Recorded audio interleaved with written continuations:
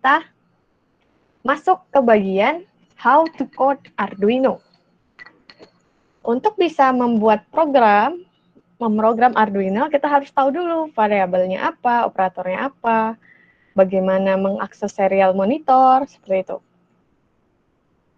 Struktur pemrograman sebuah Arduino. Dari tadi kan kita lihat ketika dia sekali kita masuk ke IDE-nya, akan ada int, gitu, baru ada void setup, baru ada void loop, baru ada tutup kurung kurawal, gitu. Nah, ternyata kalau kita breakdown struktur pemrogramannya Arduino, yang ada 3 poin penting. Poin pertama, kita harus lihat variabelnya apa. Setelah kita tahu variabelnya apa, kita harus define. Define itu gimana? Kita mendefinisikan variabel apa ini. Variabel ini nih fungsinya integer kah, floating kah, atau apa. Setelah kita define variabelnya, kita masuk ke void setup. Fungsi void setup ini adalah sebuah fungsi ketika program itu hanya dijalankan sekali. Dan dia sekali diinisialisasikan di dalam void setup, ya sekali aja dia akan dijalankan dan berlaku terus selama mikrokontrolernya bekerja. Bagaimana dengan voice loop? Nah, voice loop adalah sebuah eternal loop. Di mana kalau yang di void loop ini kodenya bisa jadi tidak terinisialisasi sekali, bisa berulang-ulang gitu. Namanya juga loop, ya kan? Perulangan.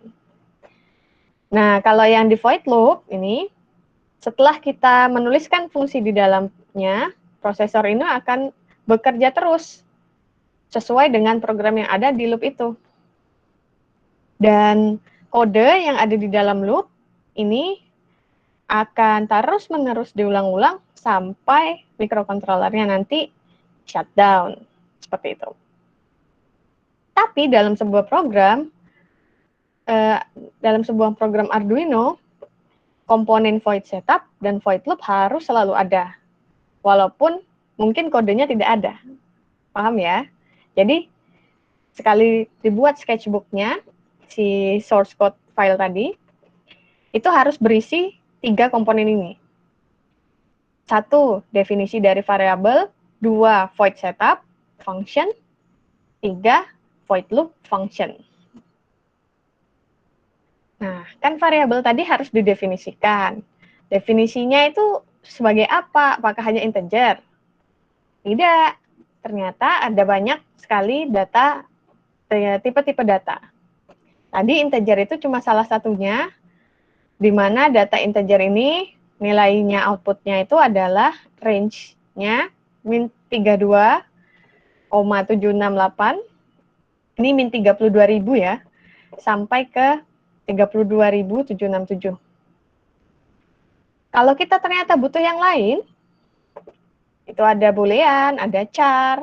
Nah, ini yang perlu diperhatikan adalah output apa yang ingin kita desain, sehingga kita harus memperhatikan value range dari setiap data type tadi.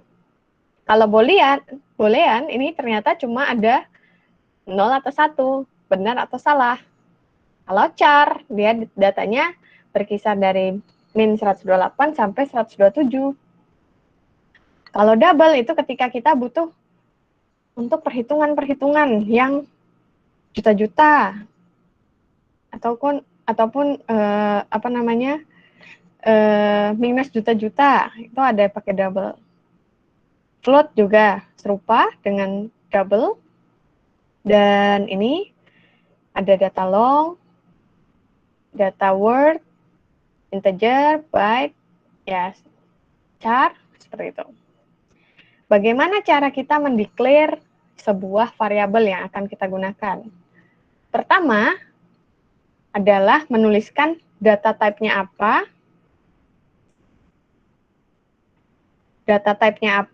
baru diikutin dengan nama yang kita inisialisasikan. Nah, kalau di contoh sini adalah data type-nya integer. Nama dari variabel ini adalah tahun, year. Nah, Di sini bisa kita dalam menuliskan komponennya gitu ya, komponen variabel ini, kita bisa sambil menambahkan. Jadi kalau mendeclare, mengenalkan namanya, itu dengan perintah ini, data type baru variable name, kemudian bisa kita langsung tuliskan value di dalam variabel itu langsung, itu juga bisa. Bisa jadi seperti ini, awalnya dikenalkan, di-declare, baru dituliskan value-nya harus berapa isinya dari variabel ini, oh 2017. Atau bisa langsung, cara menulisnya adalah dengan mendeclare dan menuliskan langsung nilainya apa. Integer year sama dengan 2017. Berarti nanti di dalam program kita, Arduino itu akan mengetahui bahwa year ini bernilai 2017. Dan untuk konstanta yang nilainya akan tetap terus, kita harus menambahkan kata-kata const sebelum nulis data type tadi dan variabel. Jadi konstanta float pi sama dengan 3,14. Berarti apa? Nilai variabel pi ini adalah 3,14, 3,14 maksud saya. Nilai pi-nya bernilai 3,14 dan nilai pi sendiri ini adalah data yang floating. Kenapa dia floating? Karena nilainya itu tidak integer, ini ada koma-komanya. Jadi yang ada koma-komanya itu biasanya floating. Ya. Kalau datanya itu cuma angka 3 gitu, itu biasanya pakai integer. Seperti itu. Jadi harus diperhatikan kalian dalam define variabelnya itu apa data type yang harus disematkan di variabel itu. Seperti itu. Variabel ini menentukan variabel apa yang bisa digunakan di dalam sketch si Arduino tadi. Dan variabel itu terbagi dua. Ada local variable, ada global variable. Local variable, karena namanya lokal, dia hanya bisa berada di dalam sebuah fungsi. Nah, fungsi itu kalau di Arduino apa sih? Ya, kurung kurawal itu loh. Jadi, ada ketika kalian nanti mendefine function-nya itu di dalam void yang awal tadi, void yang di atasnya void loop, bisa jadi itu adalah local variable. Ataupun bisa jadi itu adalah global variable. Biasanya kalau yang di dalam void apa tadi, ini kok lupa ya, karena kepagian ya kita kuliah ya. Sorry, saya cek dulu. Oh, void setup. Sorry. Void setup. Satunya adalah void loop, ya kan?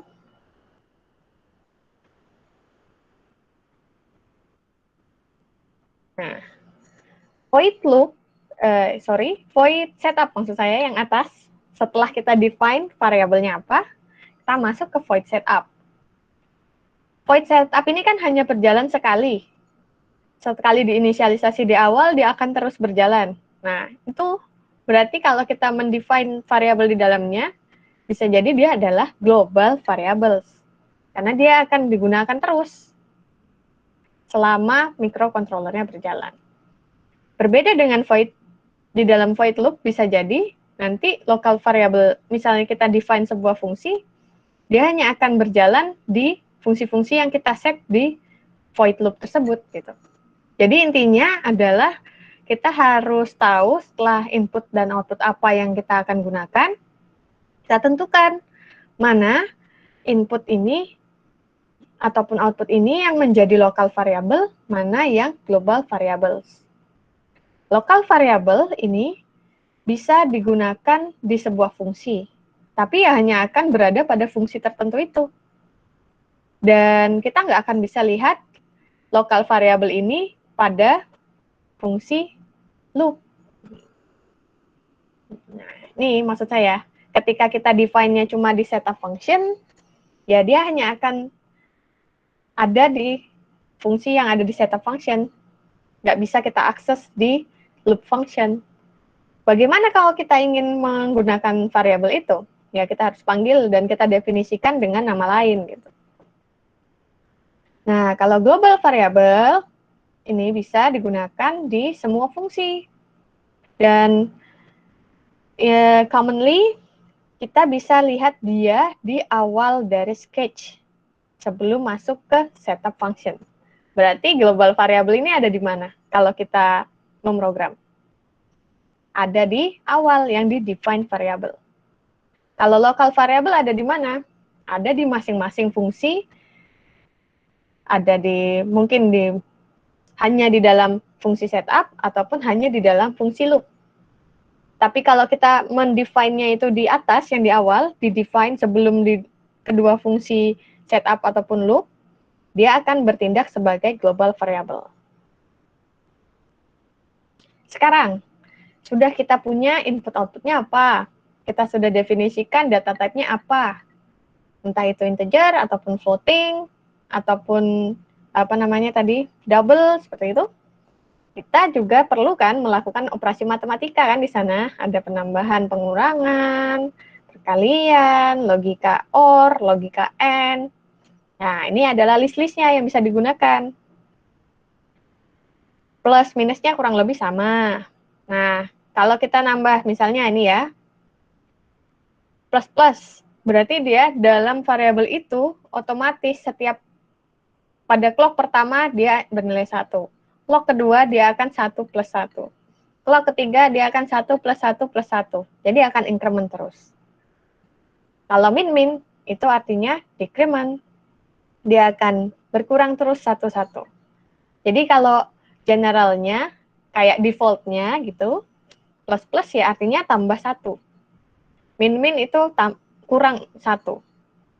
Bisa juga, ini biasanya dimodifikasi kalau ternyata penambahannya nggak cuma plus 1, tapi kayak plus 2 gitu, itu bisa dimodifikasi. Kalau ini, ada lagi. Kadang kita kan punya decision bahwa ketika A tidak sama dengan B. Bagaimana cara kita menuliskannya? Kita tambahkan logika, nih, tanda pentung, tanda seru. Kita biasanya tambahkan dia setelah tanda sama dengan pentung. Jadi kalau A tidak sama dengan B, di dalam logikanya Arduino dia akan A sama dengan pentung B. Itu berarti A tidak sama dengan B. Ya, ini macam-macamnya operator, nanti bisa dicoba-coba. Dan di sini, sebagai contoh, kita sudah define variabelnya apa, integer X, float Y, integer Z. Terus kita berikan sebuah value di dalamnya, X sama dengan 5, Y-nya 2.7, Z sama dengan X plus 7, terus nanti programnya itu harus bisa nanya, Z ini sama dengan berapa, gitu. Nah, ketika Z sama dengan berapa, di situ berarti nanti kan kita melakukan operasi yang Z ini nih pakai tanda tambah, gitu kan. Dan ini sebuah tips, ketika kita akan menuliskan X sama dengan X plus 1, ini sebenarnya fungsi updating, cara mengupdate sebuah variabel. Kan kita punya variabel awal itu berapa, sudah diinisialisasikan, X sama dengan 5.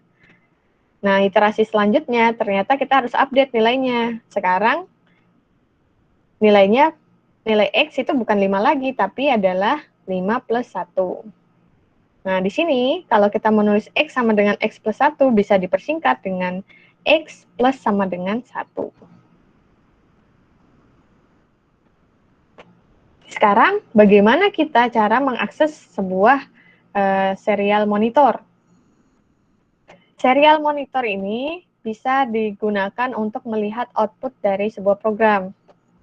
Caranya adalah di fungsi setupnya tadi, kita inisialisasikan serial begin, serial.begin, nilainya 9600.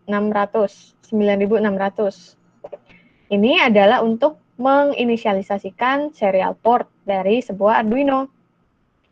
Dan 9600 ini adalah baud rate-nya. baud rate kecepatan clocking dari sebuah Arduino itu, frekuensinya. Dan di sini baud rate sama dengan speed of connection, ya, kekuatan koneksi si Arduino. Higher is faster. Semakin cepat baud rate, semakin cepat dia nanti kerja sebuah Arduino dalam transmitting data-data di IDE ke Arduino-nya. Seperti itu. Dan ini kemudian serial itu selain harus diinisialisasikan di awal, dia serial begin dengan baud rate 9600. Kita juga bisa print hasil dari serial monitor itu. Bagaimana cara kita mengeprintnya? Itu dengan perintah serial.println. Nah, baru kita isikan nilainya berapa. Dan itu cara ngeprint. Nah, ketika kita sudah ngeprint, kadang kita juga punya sebuah fungsi-fungsi, kita perlu memberikan, karena serial kan keluarnya akan serial satu aja gitu kan. Satu ke bawah. Kadang kita saking dia cepetnya, kita mata ini nggak bisa nangkep kan, makanya kita perlu fungsi delay. Nah, Arduino sendiri, karena dia C++ sendiri itu sudah punya fungsi delay. Kita tinggal panggil fungsinya, delay, dan ini, dalam kurungnya ini isinya adalah millisecond. Jadi kalau 1000 millisecond dia berapa? Dia harus ada delay 1 detik. Jadi pada defaultnya, delay ini dalamnya itu harus berisi nilai yang satuannya millisecond. Makanya di sini dia 1000, karena dia ingin dalam pemrograman ini dia butuh delay per 1 second. Per 1 second akan keluar serial outputnya. Dia akan ngeprint serial outputnya ini di sini. Dan delay, kalau yang delay X ini pause-nya akan dalam satuan millisecond. Kalau delay microsecond juga ada, ataupun ini mikros ataupun milli adalah ketika Arduino itu harus di reset setiap berapa mikrosecond, berapa millisecond, itu bisa ini pakainya, mikros ataupun millis. Nah, ini contohnya output dari serial monitor. Ketika kita sudah inisialisasikan, serial monitor kita jalan dengan baud rate sekian, kita harus melakukan sesuatu, ini sesuai dengan fungsi sum sama dengan X plus Y, dari variabel integer X dan variabel floating Y, dan kita harus mengeluarkan ngeprint hasil dari serial monitor tadi. Nah, di sini, ini hasilnya. Karena dia akan delay 1 second, awalnya dia akan keluar itu cuma 7,56, delay 1 second, keluar yang lain setelahnya, keluar 1 second, delay 1 second lagi, keluar setelahnya gitu. Seperti itu. Nah, ketika kita menggunakan serial, kita yang perlu diperhatikan adalah kita tidak bisa menggabungkannya dengan nilai lain. Misalnya, kita kan kalau cuma 756 ini, 7,56, apa ini? Kita harus punya kayak hasil dari perhitungan X, misalnya kita mau menambahkan statement seperti itu, hasil dari perhitungan X adalah 7,56. Kita nggak bisa kalau pakai serial monitor.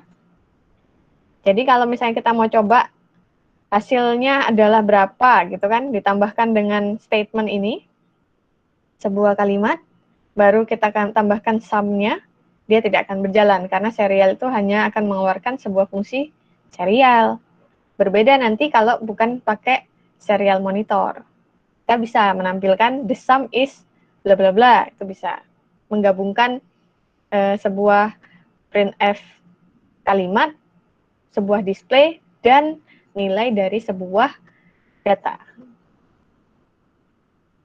Nah, ini contoh-contoh fungsi matematika yang mungkin akan digunakan nanti kalau kalian mendesain sistem kalian. Ini bisa pakai fungsi matematikanya ya, macam-macam, ada absolute, kalau nilainya harus selalu positif. Constraint, ketika sebuah nilai itu harus berada dalam range tertentu, seperti itu. Bisa pakai cost, ataupun ini map. Map ini untuk memetakan ya sebuah nilai itu berada dalam range tertentu. Terus kita bisa pakai fungsi maksimum, fungsi minimum, fungsi pangkat, sin, square root, terus fungsi tan, itu ada di dalam Arduino. Jadi kita nggak perlu buat programnya gitu. Ketika program maksimum, kalau C++ dulu kan, dia harus kita membuat sendiri rutinnya, membuat sendiri fungsinya. Maksimum berarti ketika ada data masuk, kita cek apakah data pertama lebih besar dari data kedua apakah lebih besar dari data ketiga apakah lebih besar dari data keempat, dan kita harus simpulkan berarti overall ini data yang paling tinggi adalah data indeks berapa gitu. Nah, enaknya di Arduino fungsi-fungsi ini sudah ada, jadi kita tinggal panggil. Jadi ini silahkan diketahui ya. Nah, untuk map dan constraint ini fungsinya biasanya digunakan untuk sensor. Karena untuk ngecek apakah sensor itu berada pada tegangan operasi yang kita inginkan gitu kan. Jadi kalau inputnya adalah sensor, dia biasanya menggunakan fungsi map ataupun constraint untuk mendefinisikan variabel tersebut. Di sini juga ada fungsi lain, yaitu fungsi untuk menghasilkan nilai-nilai random. Nilai random bisa di-generate dari fungsi random min max, random max, seperti ini, ataupun random seed. Dan nilainya ini adalah nilai seed-nya. Bisa dibaca. Kalau random min max, dia akan membuat sebuah bilangan random yang berada pada range minimum yang sudah kita isikan di sini, dan maksimum kurang 1 dari nilai yang sudah kita masukkan di sini. Bagaimana dengan random max? Kalau random max, berarti dia boundary-nya, data yang akan kita hasilkan itu berkisar antara 0 sampai max. Kalau random seed, dia adalah inisialisasi dari sebuah nilai random yang menyebabkan kita akan melakukan restart ketika nilainya tadi sudah dihasilkan. Jadi nilainya ini kalau yang ini akan selalu berada antara 0 dan 1, max ini 0 dan max, dan di sini kalau yang random seed, dia akan setelah kita tampilkan dia nge-reset 0 lagi. Jadi tidak mengikuti sebuah distribusi tertentu. Ya, dari situ tadi sudah ada pertanyaan? Jika belum, kita lanjut saja lagi. Ini tentang control flow. Setelah kita tahu tadi data type-nya apa, operasi matematika seperti apa yang bisa kita gunakan, dan ternyata kita bisa akses delay function di sana, sudah bisa menuliskan fungsi maksimum ataupun minimum, gampang aja kan, tinggal manggil max dari suatu variabel gitu. Nanti dia akan yang hitung, kira-kira nilainya maksimum atau tidak. Nah, kita masuk ke yang namanya control flow. Control flow itu bisa terdiri